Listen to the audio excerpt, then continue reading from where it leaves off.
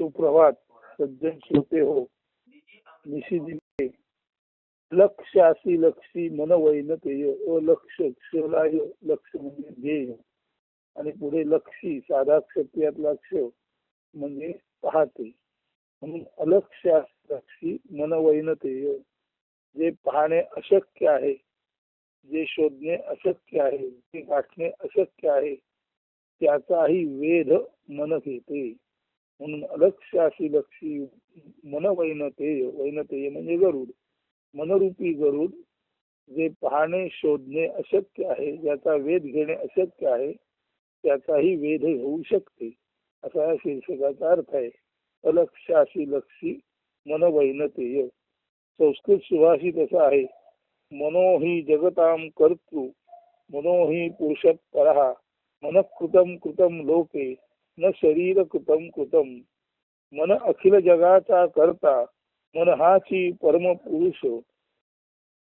मनापासून जे घडे तेची कर्म, शरीर कृत घडे ते नवे कर्म.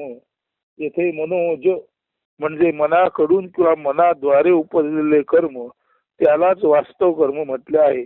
अन्य कर्मेही वेगवेगळ्या प्रसंगात किंवा प्रतिक्रिया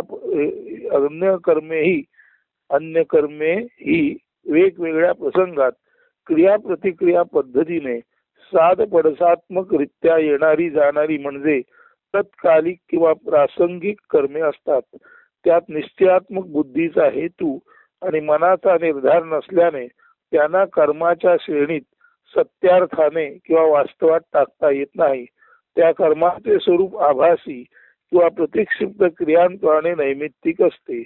कावळा बसायला आणि फांदी तुटायला किंवा बोलायला आणि तसे घडायला म्हणजे केवळ योगायोगाने असे काही प्रसंग घटना घडतात की ज्यामध्ये मनबुद्धीचा ठराव निश्चय म्हणून सहभाग नसतो.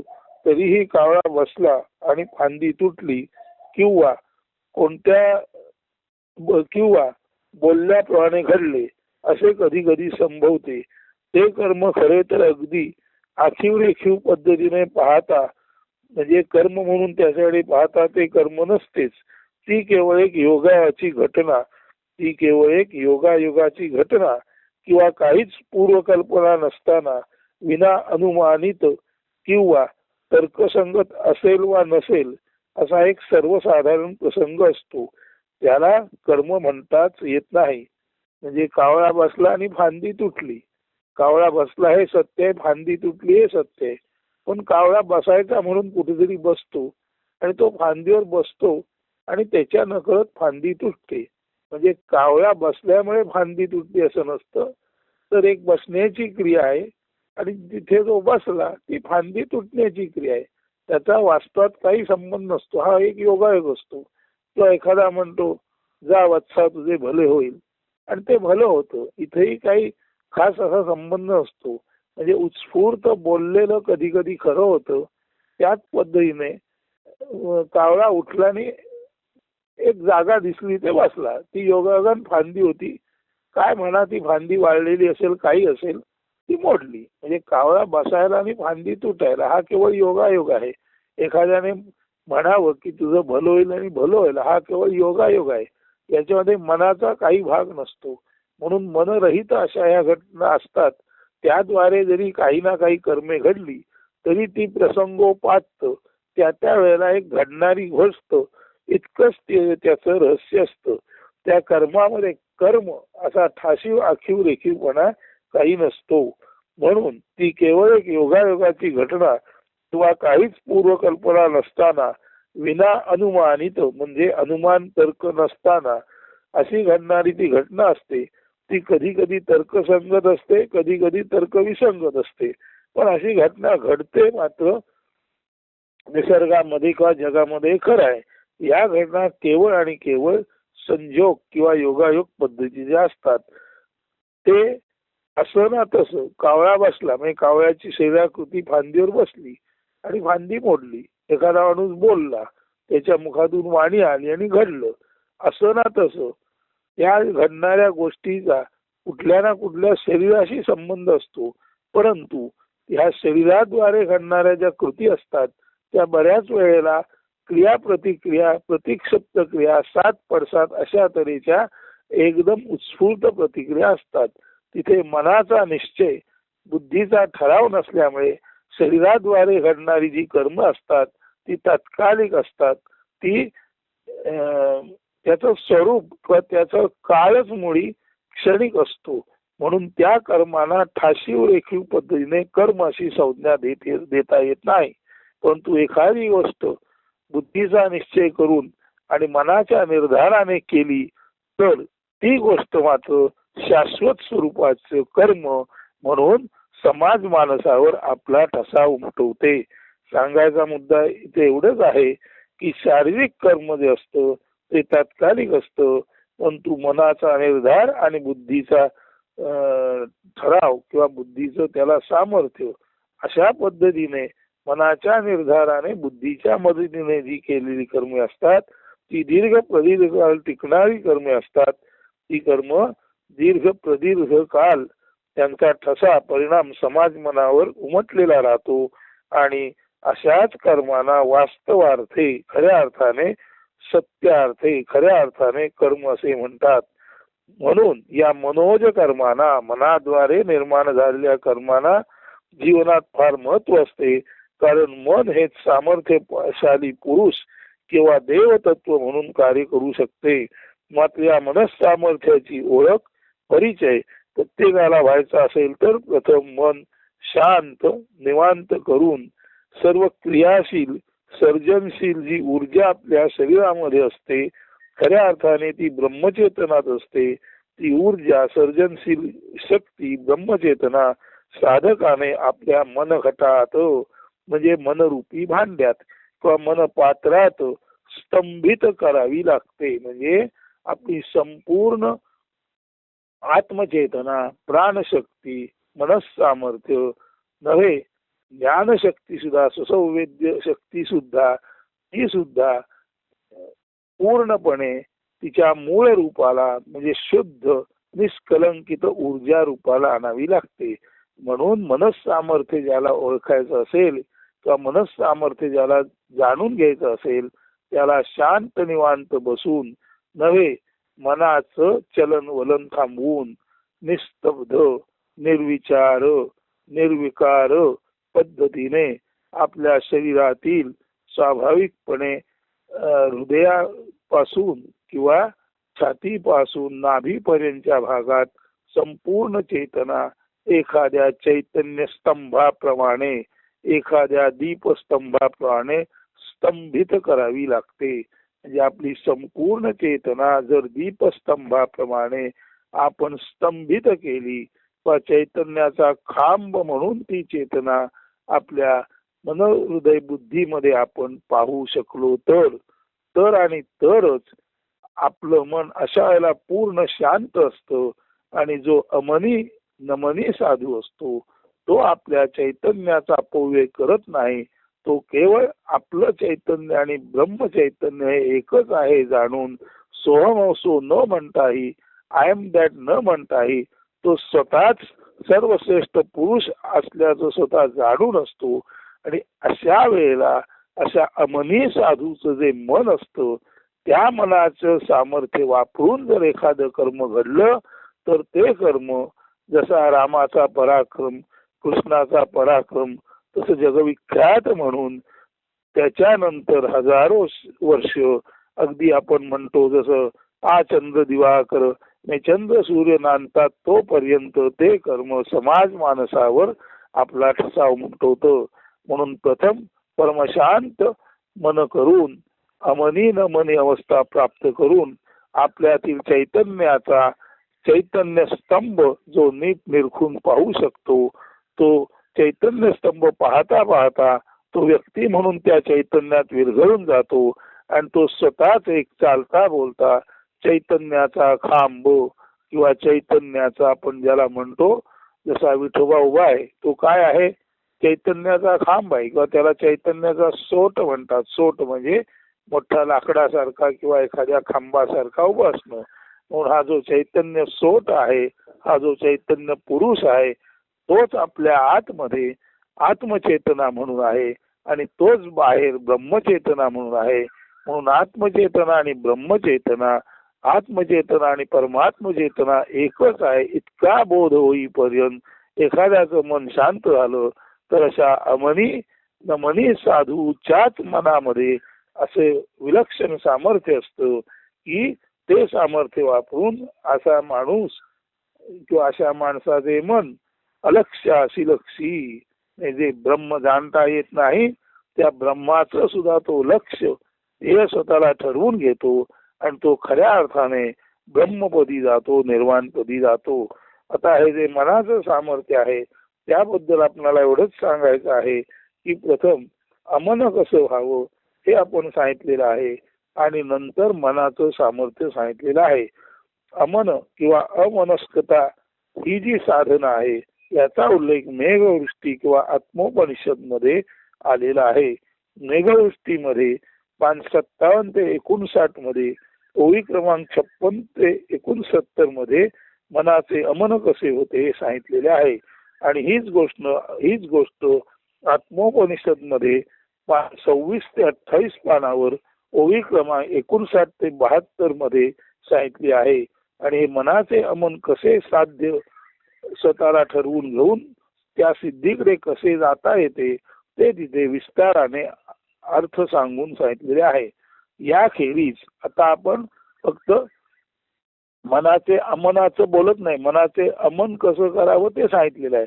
आणि मनाचे सामर्थ्य या सुभाषितात म्हटलेलं आहे की मन हाच खरा खुरा शाश्वत पुरुष आहे. अशा अर्थी मनाचे सामर्थ्य सुद्धा मेघवृष्टीमध्ये 65-61 वरती, 74 ते 80 ओव्यांमध्ये आणि आत्मोपनिषद मध्ये 29-30 वरती, 77 ते 73 या ओव्यांमध्ये आले आहे.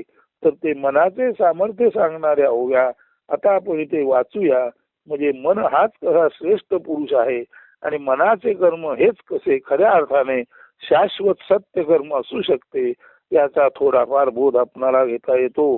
तर त्या ओव्या 74 ते 80 मध्ये ज्या आहेत त्या मेघवृष्टीतल्या मी वाचत आहे आणि 74 ते 80 मध्ये त्या मेघवृष्टीमध्ये 65-61 वर आहेत आणि आत्मोपनिषद मध्ये आणि 29-30 वर 77 ते 83 या ओव्यांमध्ये हे वर्णन आलेलं आहे. तर आता त्या ओव्या वाचतो.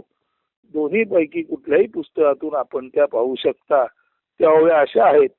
करता करविता मन एक आहे, भोगता भोगविता मन एक आहे, बुद्धिनाशिवंत बुद्धिनाशिवंत तिने असावे सदा मनाचे अंकित.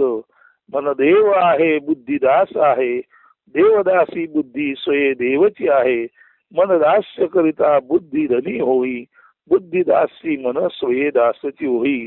मनाने आपुले तेज ओळखावे, आपुले सामर्थ्ये गगन उल्लंघावे, गगन उल्लंघिता ब्रह्मांडे सरावे, ब्रह्मांड सरताही मनाने उरावे.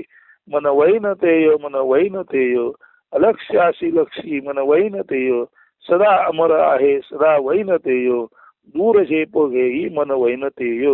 आकाशी विरता कुण न सोडी, नभ आक्रमिता रूप न धावी, सर्व आहे पोटी परी गुण न दावी, सर्व आहे पोटी परी गुण न दावी, ऐसा वैनतेय कधी माग न सोडी. दशेंद्रियान माझी मनश्रेष्ठ आहे, मनश्रेष्ठ आहे स्वये देवची आहे, देव होऊनी न मन जरी राहत आहे, तरी त्यासी कोण कैसा मारत आहे. बुद्धी चंचल सदा चळत आहे, सदा चळत आहे सदा ढळत आहे, मनाचा माहूत बुद्धीला अंकुश, तरी होत आहे बुद्धी निरंकुश.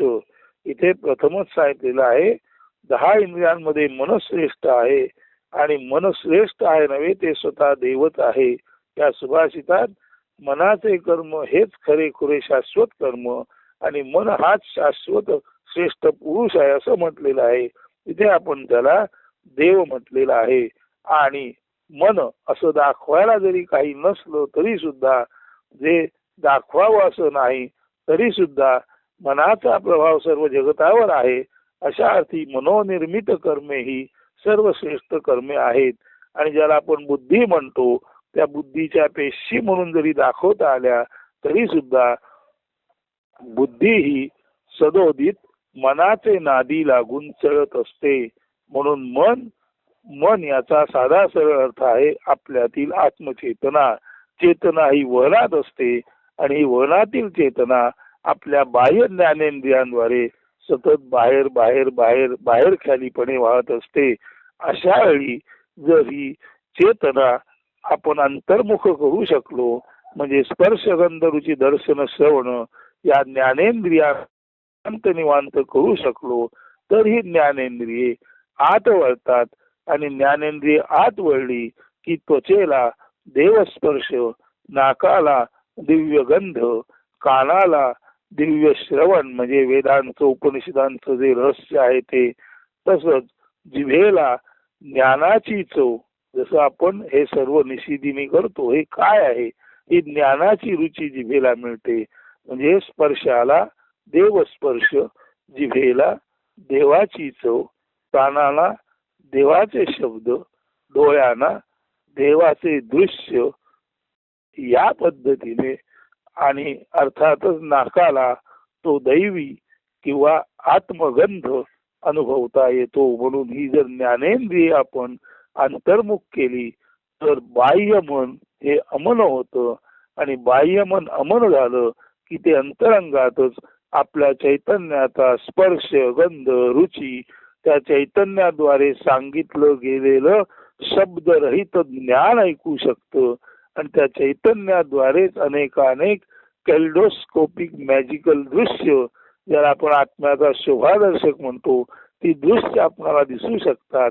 आणि असं हे मन जेव्हा अमन होतं, अंतर्मुख होतं, तेव्हा संपूर्ण आत्म्याच्या जाणीवा त्याला आतल्यात घेता येतात आणि आत्म्याचा गंध, आत्म्याचा स्पर्श, आत्म्याची रुची, आत्म्याचं श्रवण म्हणजे आत्मा जे काय सांगतो ते ज्ञानाचं श्रवण आणि तेच दृश्य रूपामध्ये प्रत्यक्ष आपल्या लिखाणातून वाणीतून बाहेर पडणं, असा हा जो अद्वितीय मनाच्या कर्माचा, मनाच्या श्रेष्ठ कर्माचा प्रकार आहे. हा मनाचा श्रेष्ठ कर्माचा प्रकार म्हणजे जेव्हा मन अमन होतं, अंतर्मुख होतं, तेव्हा ते आत्म्यामध्ये लीन होतं आणि आत्मलीन झालेलं मन म्हणजे जी आपल्या हृदयातील प्राणरूपी चेतना आहे, ज्ञानरूपी चेतना आहे, ती आत्मचेतनेमध्ये विलीन होते आणि हाच आत्मा देहाबाहेर पडतो तेव्हा परमात्म्यात विलीन होतो. आणि हीच गोष्ट मनाचे उन्मन करून आपलाच आत्मा देहबाह्य जाऊन आत्माच परमात्म्यामध्ये मिळून परमात्म्याचे आत्म्याला दर्शन म्हणजे खऱ्या अर्थाने विराट पुरुषाचे दर्शन, विराट पुरुषाचा स्पर्श किंवा सहवास, विराट पुरुषाच्या शब्दांचं श्रवण, विराट पुरुषाच्या चमत्कृती पूर्ण नित्य ज्याला आपण म्हणतो नित्य नूतन अशा दृश्यांचं दर्शन आणि विराट पुरुषाचाच विराट शाश्वत स्पर्श असं आपलं हे अमन झालेलं मन घेऊ शकतं. आणि याच वेळी हे मन खऱ्या अर्थाने अलक्ष्यासी लक्षी मन वैनतेय म्हणजे साध्य करण्यास कठीण अशा ब्रह्माचं सुद्धा ध्येय हे मन प्राप्त करून घेऊ शकतं. मनच खऱ्या अर्थाने पूर्ण ब्रह्म, पूर्ण पुरुष म्हणून काम करतं. आणि अशा या मनाचं सामर्थ्य लक्षात घेऊन या सुभाषितात म्हटलेलं आहे, मनोज कर्म, मनातून जन्मलेली कर्म ही खरीखुरी शाश्वत, टिकाऊ आणि अर्थातच कल्याणकारक, मंगलमय अशी कर्मे असतात. परंतु त्यासाठी मनाचे अमन होऊन मग ती अमनी जी कर्मे असतात तीच खऱ्या अर्थाने मनवैनतेय अलक्ष्यासी लक्षी मनवैनतेय अशी शाश्वत पराक्रमी कर्मे असू शकतात. आपण या निरूपणातून एवढंच समजून घ्या की मनाद्वारे घडणारी कर्मे ही शाश्वत, टिकाऊ, समाजामध्ये प्रदीर्घ काळ त्याचा परिणाम राहतो अशी असतात. परंतु ही कर्मे मनाद्वारे घडताना ते मन प्रथम अमन परमशांत व्हावं लागतं आणि अशा अमलामध्ये आपला जो आत्मतेज स्तंभ आहे तो स्पष्टपणे आपल्याला पाहावा लागतो. एकदा आपलं आत्मतेज आपल्याला दिसलं की हेच आत्मतेज उन्मनी भावामध्ये गेलं की आकाशामध्ये आहे हेही आपल्याला जाणवतं. मग सोहम असो असं न म्हणता आय एम दॅट असं न म्हणता आय आणि दॅट काही राहतच नाही, हे अमनच ब्रह्मरूप होतं. आणि ह्या ब्रह्माचं कर्म, ब्रह्मपुरुषाचं कर्म शाश्वत राहणार, यात विशेषते काय. म्हणून मनाचं कर्म हेच खरं कर्म आहे. मन सोडून उरलेल्या शरीरावयांद्वारे घडणारी कर्म ही फक्त सात प्रतिसाद, क्रिया प्रतिक्रिया अशा तऱ्हेची प्रतिक्षिप्त स्वरूपाची कर्मे असतात. आणि शाश्वत कर्म जे सर्वार्थाने कल्याणकारी मंगलमय असतं ते कर्म केवळ आणि केवळ मनाचे अमन झाल्यानंतरच जगात अस्तित्वात येऊ शकते.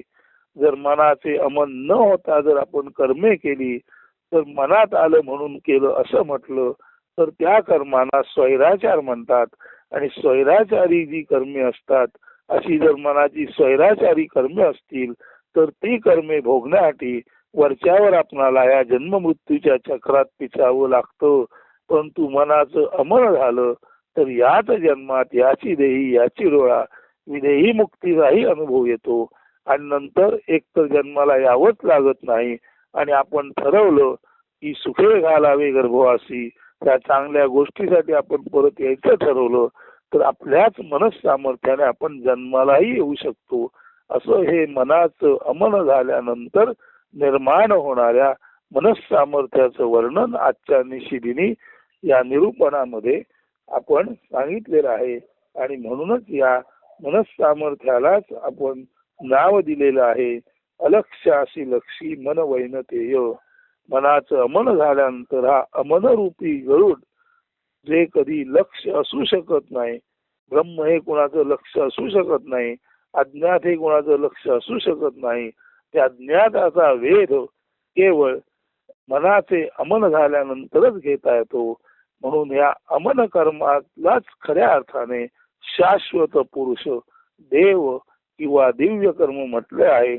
अशा अर्थी अलक्ष्यासी लक्षी मन वैनतेय हे निरूपण समजून घ्या.